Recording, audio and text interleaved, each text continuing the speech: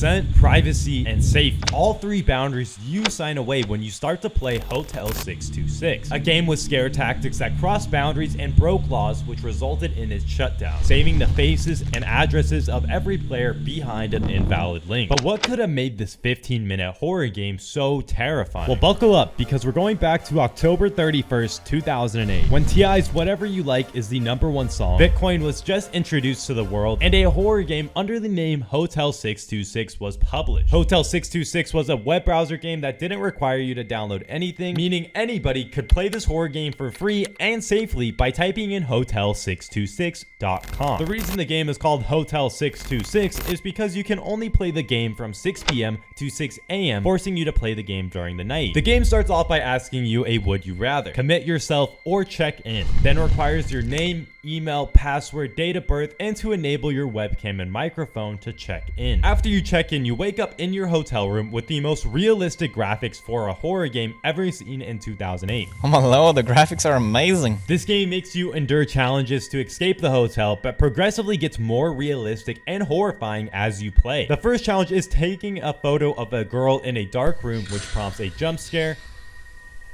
Whoa.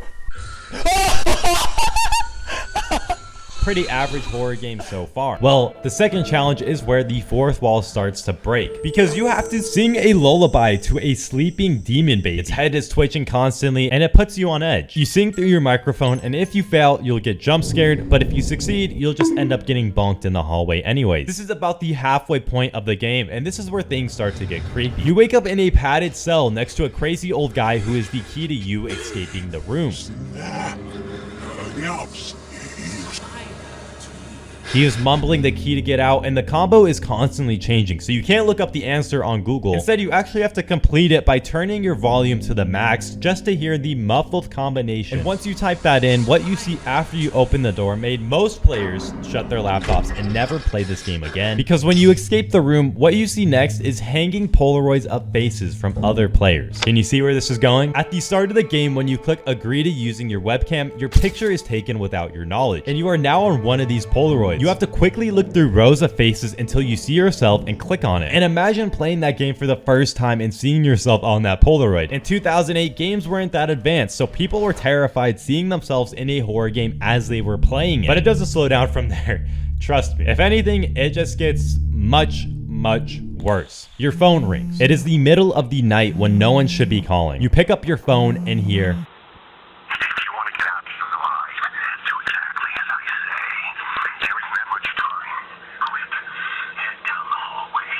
that's right.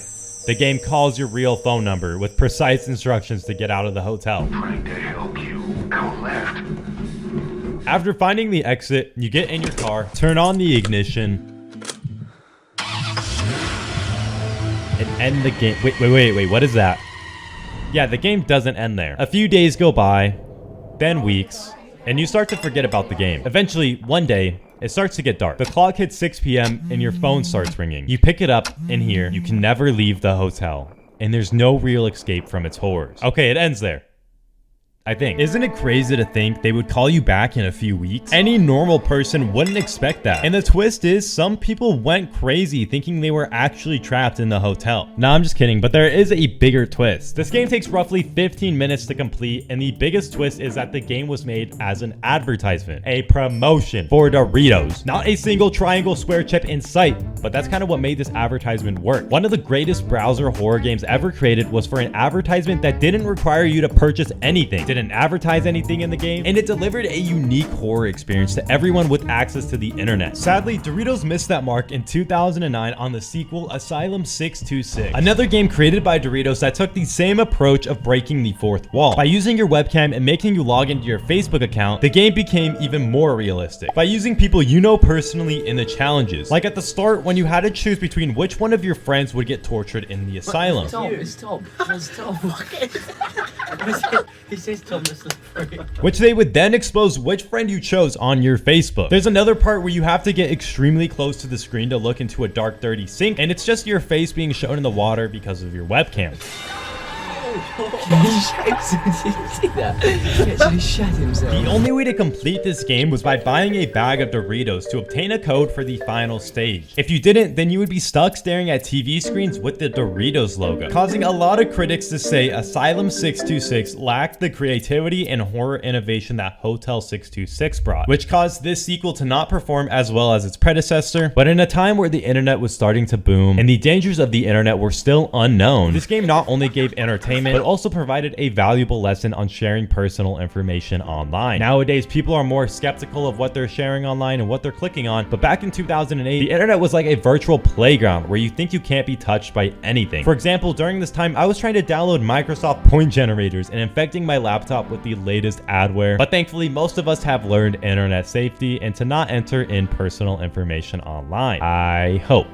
Now, 24 years later, where is Hotel 626? Well, the entire 626 franchise shut down just 3 years later in 2011 for unknown reasons. But here are the theories onto what happened. The first theory is that Doritos wanted to just avoid a lawsuit since they had access to players' information and their mobile numbers, so they took everything down. The second being more scary, a hacker took over the game's data and began calling players himself, causing Doritos to wipe the entire game for user safety. And the third reason claims that Doritos decided to just stop paying for the domain and let the game disappear into the internet's lost mystery catalog. To me, this doesn't make a whole lot of sense because the game is still actively searched for and it's an advertisement, so it's all just a write-off for Doritos. And if they kept going with the 626 franchise, they could have gained an additional form of revenue from their game studio. So I did more research and found out the Center for Digital Democracy, Consumer Action, Consumer Watchdog, and the Practice Project had filed a complaint with the Federal Trade Commission and argues that PepsiCo and Frito-Lay violate federal trade law because the digital techniques are deceptive and that marketing is disguised as entertainment and a range of personal information is collected without meaningful notice or consent. The complaint argues that teenagers are particularly susceptible to these techniques because they act impulsively, are easily influenced by peers, and engage in risk-taking behaviors without thinking of the consequences of their actions. The last update said the FTC was currently reviewing the complaint, but since the website is down, we can just assume the first theory was correct. So what even was Doritos advertising? The advertisement was for discontinued chips that were coming back from the dead. The flavors were Black Pepper Jack and Jack and Smokin' Cheddar Barbecue. Both chips have since been discontinued. Doritos hasn't made a horror game since, but they did release a free-to-play Crash Course game in 2012, and it became a hit on the Xbox with gameplay similar to Wipeout and Ninja Warrior. As for that game, it is still up and playable on the Xbox Live network. However, Hotel 626 has been deleted from the internet and is only remembered through YouTube gameplay videos and ancient old blogs, which is honestly really surprising. A company as big as Frito-Lay, who owns Doritos and pretty much every major chip brand, hasn't capitalized on this nostalgic game franchise yet. It just seems like a free way to get additional revenue or advertisement. And speaking of advertisements, have you seen the wildest ads on YouTube since ad blocker has been removed? Well, you aren't alone. And I actually clicked on the first 100 YouTube ads to see if I'll get a virus, and you could watch that by clicking this box right here. Thank you guys for watching this video. I hope you guys do have a great rest of your day. Leave a like if you enjoyed, subscribe if you're new.